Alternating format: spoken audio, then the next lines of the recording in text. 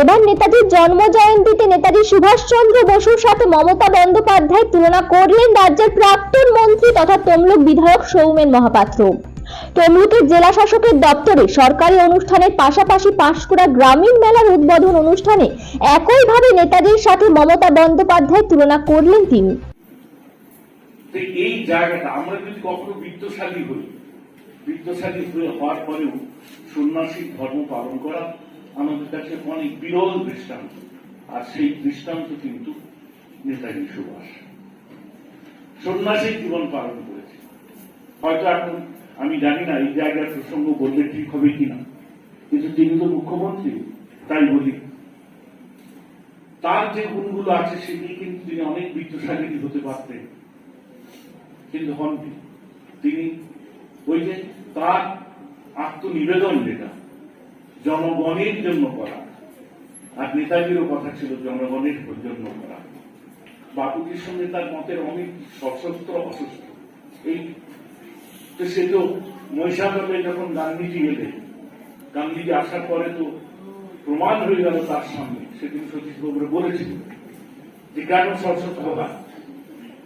এগুলোই আমাদের কাছে একটা অনুকরণ করতে হয়, এবং সেটা মনে হয় ওই যে যদি এক্ষুনি তুলনা করি, আপনারা সংবাদ মাধ্যমের লোকেরা দেখবেন হয়তো যে ও মা দিদিকে অনেক মুখ্যমন্ত্রীকে কখনো নেতাজি সুভাষ কখনো এই কথা বলছেন।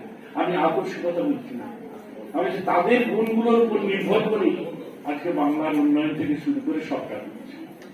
আমি যে গুণের উপর নির্ভর করে মুখ্যমন্ত্রী চলেন, শুধুমাত্র নেতাজি নয়, তিনি বিবেকানন্দকে অনুসরণ করেন, বিদ্যাসাগরকে অনুসরণ করেন।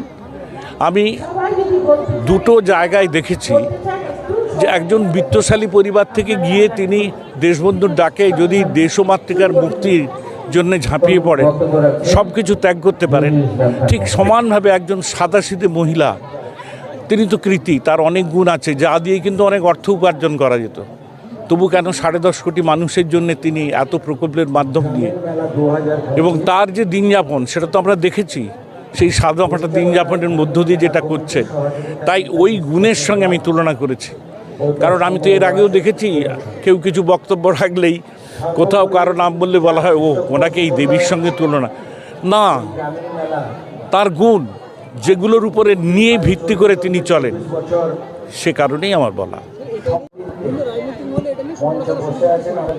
রাজনৈতিক মহল তারা রাজনীতি করার জন্য করবেন, আমি সমালোচকদের তো স্বাগত জানাই, সমালোচনা করুন।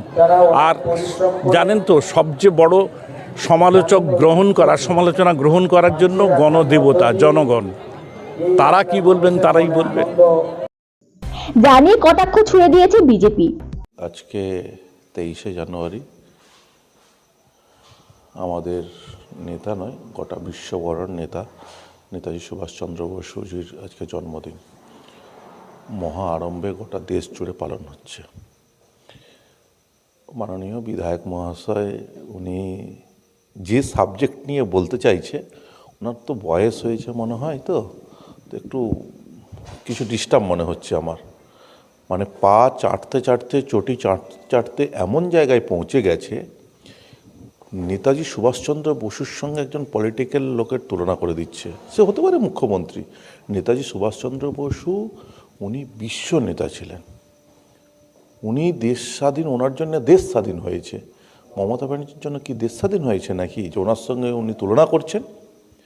নেতাজি সুভাষচন্দ্র বসু তৎকালীন দিনে আইসিএস পাস করেছে, ওনার জমিদারি ছিল, রাজত্ব ছিল, ওনার বাড়িতে কি ছিল না সব কিছু পরিত্যাগ করে উনি দেশের স্বার্থে দেশের কল্যাণে কাজ করে গেছে।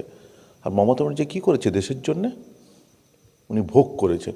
তো ওনার যেমন মুখ্যমন্ত্রী তেমন বিধায়ক হবে, এটা নতুন করে আলোচনার বিষয় নয়। এটা আমাদের পার্টির তরফ থেকে এবং আমার তরফ থেকে ধিক্কার জানাই যে অন্ততপক্ষে এই ধরনের ব্যক্তিত্বের সঙ্গে আপনাদের মুখ্যমন্ত্রী তুলনা করবেন না। নেতাজি সুভাষচন্দ্র বসু সবার কাছে, আমাদের প্রত্যেকটা ভারতবাসীর কাছে শ্রদ্ধেয় বিষয় আছে, গর্বের বিষয় যে আমরা ভারতবাসী হিসাবে নেতাজি সুভাষচন্দ্র বসুর মতো একজন মানুষ পেয়েছিলাম যিনি গোটা দেশকে স্বাধীনতার পথ দেখিয়েছিল, এবং যার জন্যে আজ ভারতবর্ষ স্বাধীন হয়েছে।